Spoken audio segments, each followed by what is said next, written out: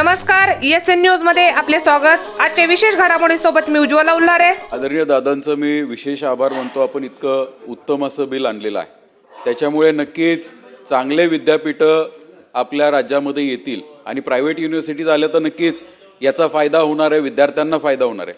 फक्त माझी या बिलाच्या बाबतीत दादा एक शंका होती, ही म्हणजे अलीकडच्या काळामध्ये जे आपल्याकडे एडेड कॉलेजेस आहेत किंवा ज्या युनिव्हर्सिटीज ऑलरेडी एस्टॅब्लिश्ड आहेत त्याच्या अंतर्गत असणाऱ्या एडेड कॉलेजची ॲडमिशन प्रोसेस ही अनेकदा आम्ही पाहतो ही डिले होती आणि प्रायव्हेट युनिव्हर्सिटीजला ॲडमिशनचा आपल्याकडे कोणता कंट्रोल नसल्यामुळे ते लवकर ॲडमिशन प्रोसेस कंप्लीट करतात।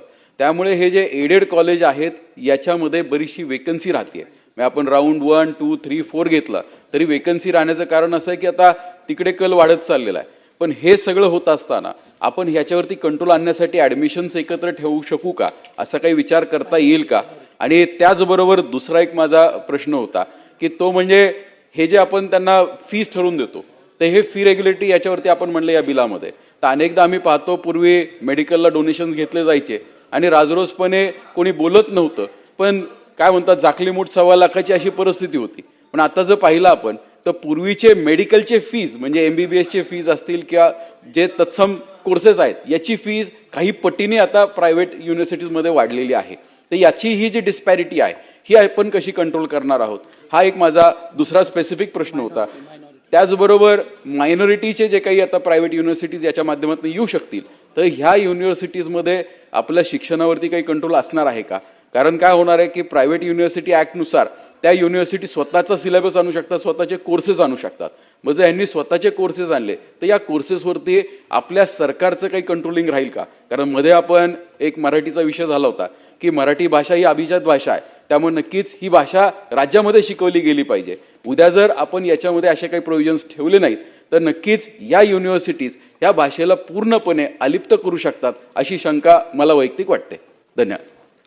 मंत्री महोदय, मला खूपच आनंद होतो आहे की नॉर्मल रस्ते आणि ब्रिजेसच्या पासून बाजूला येऊन इतका बेसिक शिक्षणाचा विचार होतोय। त्यांनी खूप महत्त्वाचा मुद्दा मांडला की ह्या प्रायव्हेट कॉलेजेसची ॲडमिशन लवकर सुरू व्हायची। प्रायव्हेट कॉलेज म्हणजे अशा प्रायव्हेट विद्यापीठ ज्याला आपण स्वयं अर्थसहाय्यित विद्यापीठ म्हणू, की ज्याला आपण हे स्वातंत्र्य दिलं की तुमचे कोर्सेस तुम्ही डिझाईन करा आणि ते सुद्धा नवीन शैक्षणिक धोरणामध्ये आवश्यकतेप्रमाणे रिजिडिटीला मराठी शब्द काय म्हणता येईल की आम्ही हेच वर्षानुवर्ष कोर्स चालवणार असं जे विद्यापीठात चालतं त्याच्याऐवजी आवश्यकतेप्रमाणे तुम्हाला तुमचा सिलेबस तयार करायला, कोर्सेस करायला परवानगी, याच्यातून स्वायत्त विद्यापीठं आली।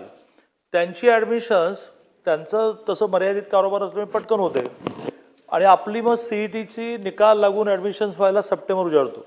आपण ह्या वर्षी 2दा CETचा निर्णय केला। एक CET होईल आणि लगेच दुसरी CET होईल, ज्याच्यामध्ये विद्यार्थ्यांचं पण भलं काय झालं की त्याला समजा तो 2 CETला बसला तर एका CETला त्याला आधीच्या कमी मार्क्स मिळाले तर तो दुसऱ्या CETमध्ये नाहीतर मग एकच चान्स होता त्याला।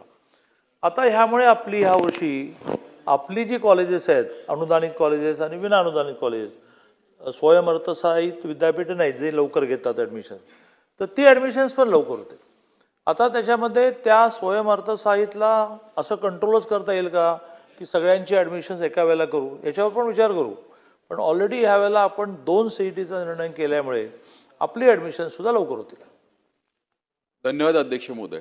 मी दादांचे विशेष आभार मानतो की जे काही आम्ही प्रश्न विचारले त्याचे बहुतेक सर्व त्यांनी समाधानकारक उत्तरं तर नक्कीच दिलेली आहेत। माझं फक्त एकच या ॲक्टमधली दादा शंका आहे की आपण जसं मगाशी म्हणालात की या संस्थेला एक स्वायत्त असणार आहे की कोणताही कोर्स ते चालू करू शकतात, तर आपल्याकडे धार्मिक शिक्षण जर उद्या ह्या संस्थेंनी चालू केलं तर उद्या धार्मिक शिक्षणाचा प्रसार याचा गैरवापर काही ठराविक समुदाय करू शकतील, तर असा काही आपण ॲक्टमध्ये काही प्रोव्हिजन्स करतोय का? कारण शेवटी काय म्हणलं आपण की अनएडेड प्रायव्हेट प्रोफेशनल एज्युकेशन, आज धार्मिक प्रॅक्टिससुद्धा काही प्रमाणामध्ये प्रोफेशनल झालेली आहे, तर उद्या याच्यावरती काही आपल्याला बंधनं आणता येतील का किंवा काही अंकुश आणता येतील का किंवा असे काही प्रोव्हिजन्स ॲक्टमध्ये असतील तर आपण सांगितलं तर खूप बरं होईल। मंत्री महोदय, ही असं एखादं स्वायत्त विद्यापीठ घेण्याची एक मोठी प्रक्रिया आहे। 10 एकर जागा पाहिजे, 1.25 लाख स्क्वेअर फीट बांधकाम पाहिजे, अनेक प्रकारच्या समित्या जाऊन त्याच्या चौकशा करतात, त्याचे अहवाल करतात, करत कॅबिनेटमध्ये विषय होतो। मग तो आपल्या विधानसभा आणि विधान परिषदेमध्ये त्याचा कायदा होतो. प्रत्येक वेळेला सगळी मुद्दे येऊ नयेत चर्चेला म्हणून मग आपण त्याचा एक अमरेला ॲक्ट केला आणि मग त्या अमरेला ॲक्ट मान्य आहे सगळा असं झाल्यानंतर मग आपण फक्त एक लाईनचा आजही त्यातला एक विषय आहे तो एक लाईनचा फक्त आपण त्याच्यामध्ये ॲडिशन करतो. आणि म्हणून कुठलं शिक्षण देणार आहेत प्रामुख्याने शेवटी स्वायत्त विद्यापीठं ही प्रोफेशनल कोर्सेससाठीच असतात. त्याशिवाय ते चालतील कसे. ते समजा टेक्नॉलॉजीमधले काही कोर्सेस काढणार असतील AI बेस काही करणार असतील तरच मुलं येतील नाही तर बाकी आपल्या संस्था खूप आहेत.